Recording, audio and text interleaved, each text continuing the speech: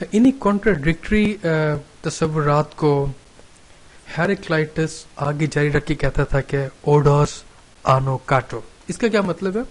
اس کا مطلب یہ ہے کہ path up and the path down are one and the same. All existing entities are made up of pairs of contradictory parts. اب یہ تو بہت ہی کنفیوزنگ بات ہے کہ path up and path down are the same. فرض کریں آپ پہاڑ پہ چڑھ رہے ہیں اور آپ کسی سے پوچھتے ہیں کہ بھائی جان اوپر جانے والا راستہ کیا ہے، اور وہ آپ کو جواب کیا دے گا؟ اگر وہ ہیراکلائٹس ہوا وہ تو وہ جواب آپ کو دے گا اوڈوس آنوکاٹوس، یعنی اوپر جانے کا اور نیچے جانے کا راستہ ایک ہی ہے. تو آپ پھر کنفیوژن کی دنیا کے اندر جو ہے مبتلا ہو جائیں گے کہ بھی اسٹریٹ وے مجھے بتائیں. بہرحال ہیراکلائٹس کا مقصد یہ تھا کہ جو تبدیلی کا عمل ہے مادے کے اندر، جو تبدیلی کا عمل ہے اس کا اوپر کا اور نیچے کا عمل ایک ہی ہے. مثال کے طور پر وہ یہ کہتا تھا کہ the death of a fire, کہ آگ کی جو موت ہے is air, and the death of air is a burn of water, یعنی ہوا کی جو موت ہے اس کے نتیجے میں آتا ہے پانی. یعنی کہ اوپر جانے کا راستہ جب آگ جو ہے ہوا میں جو تبدیل ہو اور ہوا جو ہے مزید آگے پانی میں تبدیل ہو، اور نیچے جانے کا راستہ کہ جب پانی دوبارہ سے ہوا میں تبدیل ہو اور ہوا دوبارہ سے آگ میں تبدیل ہو. یہ دونوں ایک ہی راستہ ہے. اس میں ایک بڑی مزیدار اور بڑا جو ہے اہم تصور ہے، وہ یہ کہ مادہ جب اپنی شکل تبدیل کرتا ہے تو جو راستہ وہ اختیار کرتا ہے اس کو کہتے ہیں تبدیلی کا راستہ، اوپر اور نیچے کا راستہ. یہ بیسیکلی ہیراکلائٹس کا جو ہے یہ بات تھی. اس میں مزید ہیراکلائٹس کہتا ہے کہ اسٹرائف از جسٹس، یعنی جنگ جو ہے وہ عدل ہے. آج کل جو دنیا کے اندر جتنی مختلف جنگیں ہو رہی ہیں، کوئی بھی بندہ یہ نہیں کہے گا کہ یہ جو عدل اور انصاف ہو رہا ہے. تو ہیراکلائٹس کا مطلب کیا تھا کہ جنگ بذات خود ایک عدل ہے. جو دنیا کے اندر جو نظر آتی ہیں آپ کو، وہ جنگ کے نتیجے میں پیدا ہوتی ہیں. کس کے درمیان جنگ کے نتیجے میں؟ اپوزٹ قوتوں کے، متضاد قوتوں کے درمیان جب جنگ ہوتی ہے، الٹ قوتوں کے درمیان جب جنگ ہوتی ہے، تو اسی کے نتیجے میں عدل، اسی کے نتیجے میں بیلنس، اسی کے نتیجے میں تبدیلی رونما ہوتی ہے. says and the sum of things flow like a stream، یعنی کہ جو نتیجہ بنتا ہے وہ ایک دریا کی طرح بہتا ہے. اس حوالے سے وہ یہ کہتا ہے کہ there is harmony in the bending back as in the case of the bow and the lyre، کہ اس طرح جیسے تیر اور کمان کو جب آپ پیچھے کی طرف کھینچتے ہیں تو اس کے درمیان جو قوتیں پیدا ہوتی ہیں، بالکل اسی طرح دنیا کے اندر بھی جو مختلف تبدیلیاں ہیں وہ ان متضاد قوتوں کی وجہ سے پیدا ہوتی ہیں.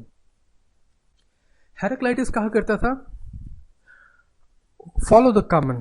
اس سے کیا مراد تھی؟ وہ یہ سمجھتا تھا کہ لوگوس جو ہے وہ ہر جگہ موجود ہے، کیونکہ وہ مادے کے اندر بھی ہے، وہ انسان کے اندر بھی ہے، وہ انسان کی ارتقاء میں بھی ہے، وہ مادے کی ارتقاء میں بھی ہے، وہ ہر طرف ہے. مگر اگرچہ وہ قانون ہر جگہ موجود ہے، انسان اس قانون کو سمجھنے سے قاصر ہے. ہم اس کی پرائیویٹ انڈرسٹینڈنگ پیدا کرتے ہیں، یعنی کہ ہم اس کو مکمل طور پر سمجھ نہیں پائے. اور جب آپ اس کو سمجھ جائیں اور پھر جب آپ اس پہ جو ہے عمل کریں تو پھر جو نالج جو ہے وہ آپ کے پاس آ جاتا ہے. He says wisdom is to know the thought by which all the things are steered through all things، کہ علم جو ہے وہ چیز ہے کہ جس کے ذریعے آپ کو وہ اصول پتہ چل جائیں، وہ ہر چیز پر لاگو ہیں، تو وہ اصول آپ جو ہے وہ اپنی بہتری کے لیے بھی استعمال کرتے ہیں. سیاست کے حوالے سے وہ یہ کہتا تھا laws must be defended like the walls of a city، جس طرح آپ شہر کی دیواروں کا دفاع کرتے ہیں.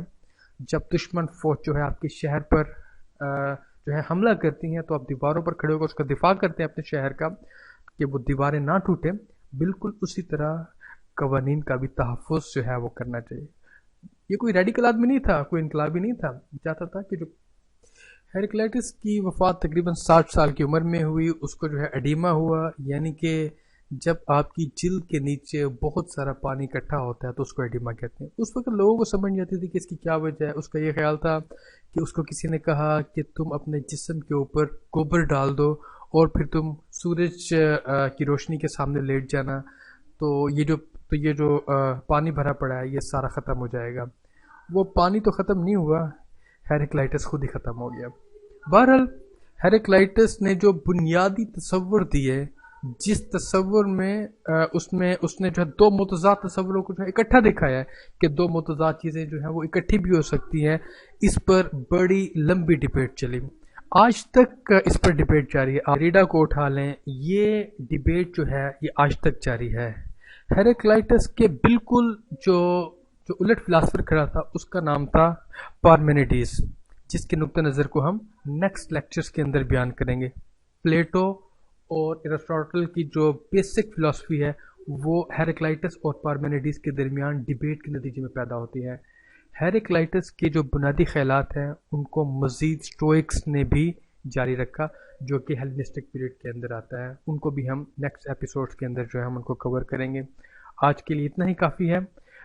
ہم نے جو ہے تھیلیس کے بارے میں بات کی، ہم نے انیگزیمینڈر کی بات کی، ہم نے انیگزیمینیز کو دیکھا، ہم نے پائتھاگورس کو دیکھا، اور لاسٹ ہم نے جو ہے ہیریکلیٹس کو دیکھا. اور ان میں ہم نے ایک چیز کامن دیکھی، وہ یہ تھی کہ کوئی بیسک ایسے اصول ہیں، ایسے ایلیمنٹس ہیں کہ جس کے نتیجے میں پوری کائنات جو ہے وہ چل رہی ہے. تھیلیس کا یہ خیال تھا کہ وہ چیز جو سب مادے کی بنیاد ہے وہ پانی ہے. انیگزیمینڈر کا یہ کہنا تھا کہ وہ ایپرون ہے. انیگزیمینیز کا یہ کہنا تھا کہ وہ ہوا ہے. ہیریکلائٹس کا یہ کہنا تھا کہ وہ آگ ہے. پائتھاگورس کا یہ کہنا تھا کہ وہ حساب مطلب میتھمیٹکس کے جو ہے اصول ہیں یہ ایبسٹریکٹس ہیں.